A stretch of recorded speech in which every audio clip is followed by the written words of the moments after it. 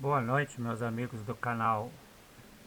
Estamos aqui hoje para responder a mais uma pergunta. Essa já é a quarta pergunta do mês de julho, né?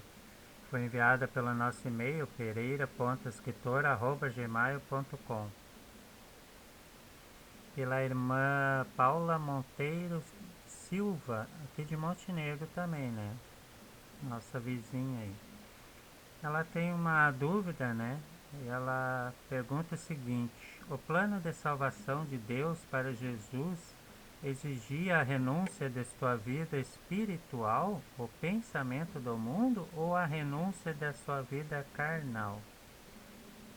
Bom, esta é uma dúvida que muitos irmãos têm, né? Porque as igrejas nossas atuais, elas pregam que era da vontade de Deus, né, que Jesus fosse crucificado como um cordeiro, né? É o que as religiões nos passam, né? Que Jesus tinha que morrer na cruz para nos salvar dos nossos pecados, né?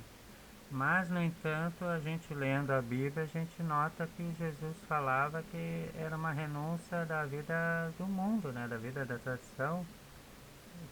Teríamos que renunciar nosso pensamento e nascer de novo. Então vamos ler na Escritura o que quer dizer realmente, né? Qual era o plano de salvação de Deus para nós.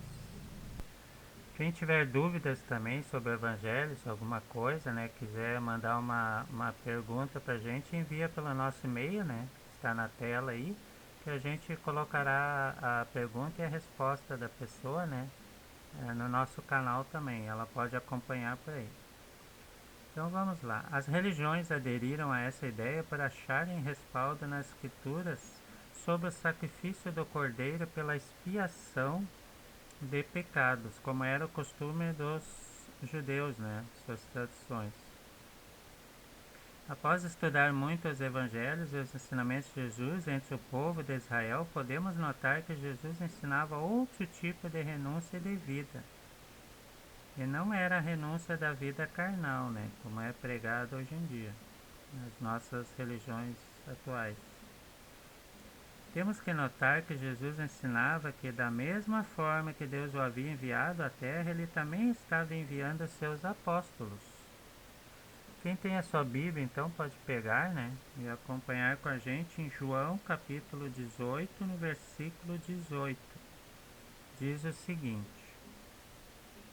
como tu me enviastes ao mundo, também eu os enviei ao mundo. Santifico-me por eles, para que também eles sejam santificados pela verdade. Mais adiante, no versículo 22, também diz assim: dei-lhes a glória que me destes, para que sejam um como nós somos um. Eu neles e tu em mim, para que sejam perfeitos na unidade, e o mundo reconheça que me enviaste e o amaste como amaste a mim. Jesus então está dizendo que da mesma forma que Deus enviou ele ao mundo, né? E a mesma glória que Deus deu para ele, ser chamado Filho de Deus também, a vida eterna, tudo, ele estava também passando isso adiante, estava passando para os apóstolos e a todos aqueles que crescem nele também, né?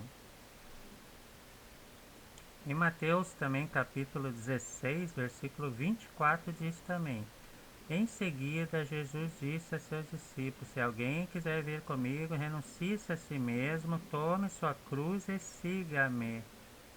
Porque aquele que quiser salvar a sua vida, perdê-la-á, mas aquele que tiver sacrificado a sua vida por minha causa, recobrá-la-á. O curioso dessa passagem que diz assim: ó, se alguém quiser vir comigo, renuncie-se a si mesmo, tome sua cruz e siga-me. Ou seja, quem quiser entrar no reino de Deus, né, como filho de Deus, tem que renunciar à vida do mundo, né? Essa é a renúncia que Deus queria, que nós renunciássemos à nossa vida do mundo, à tradição, aos nossos pensamentos, né? E carregássemos a nossa cruz.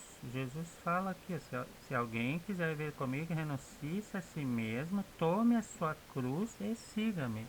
Ou seja, cada um vai ter que carregar a sua cruz e seguir o exemplo que Jesus deu, né? Ele renunciou à vida do mundo, carregou a cruz dele e nós vamos ter que fazer a mesma coisa. Então não tem sentido o que as religiões pregam hoje em dia, que Jesus tinha que morrer como cordeiro para nos salvar. Jesus está dizendo que cada um vai ter que se salvar por si aqui, ó. Cada um vai ter que renunciar a sua, né? a sua vida do mundo, a sua tradição, e vai ter que carregar a sua cruz. A salvação é individual e para cada um, para cada pessoa, né? Jesus veio e deu o exemplo, fez a mesma coisa e nós temos que também fazer a nossa parte.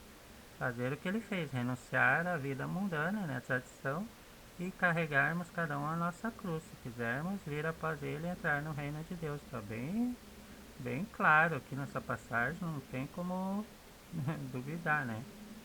Bom, vamos adiante então.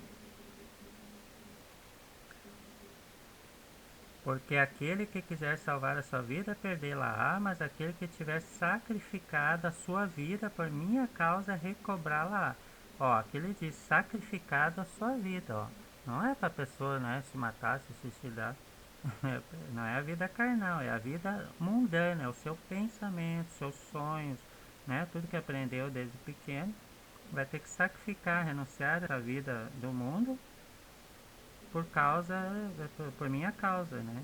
A pessoa que renunciar à vida do mundo, recobrá-la, ela ganhará a vida eterna, né? É uma troca, né? A vida do mundo pela vida eterna. Tá bem claro aqui também. Vamos adiante aqui então. Em João capítulo 3, versículo 13 diz também: em verdade te digo, quem não nascer de novo não poderá ver o reino de Deus. Analisando esses e vários outros ensinamentos de Jesus,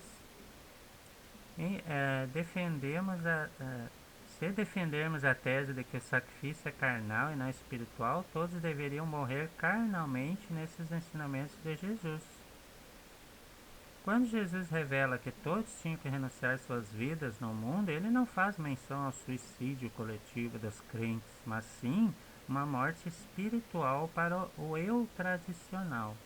O pensamento de pecado, né, que a gente recebe, né, por herança e pela tradição. Essa é o verdadeiro sacrifício que todos temos que renunciar, fazer, né? Não é a morte carnal. Jesus ensinava que ele não era deste mundo e que tinha tirado os apóstolos do mundo. Se levarmos esse ensinamento como as religiões ensinam, teríamos que atestar que Jesus e os apóstolos estavam mortos carnalmente, por dizerem que não eram do mundo. O ensinamento aqui é espiritual, ou seja, Jesus ensinava que todos deveriam morrer espiritualmente para o mundo pecador, e não carnalmente. Ele revelava que havia enviado os apóstolos da mesma forma que Deus o havia enviado, sendo a renúncia carnal e o sacrifício da vida da criatura, todos os apóstolos deveriam também morrer crucificados como cordeiro. Não só os apóstolos, mas todos aqueles que crescem também em Jesus, né? Aí teríamos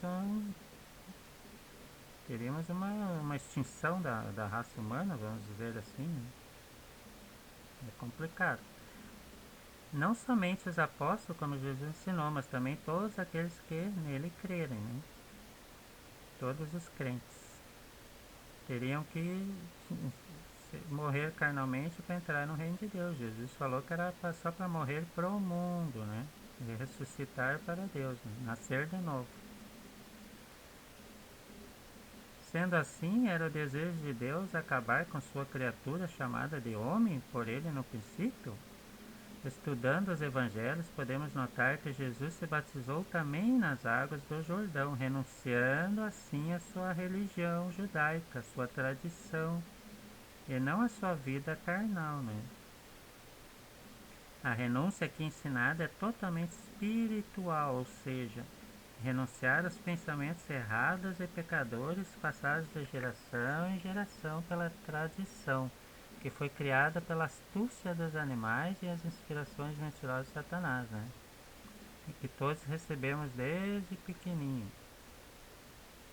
Após essa renúncia, todos seriam uma nova criatura chamada de filhos de Deus e começariam a seguir as vontades de Deus. Ele seria o Senhor de nossas vidas e viria fazer morada de nosso ser carnal.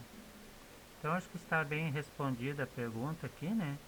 Se o plano de salvação de Deus, né, para Jesus e para nós seria a renúncia da vida espiritual ou a carnal.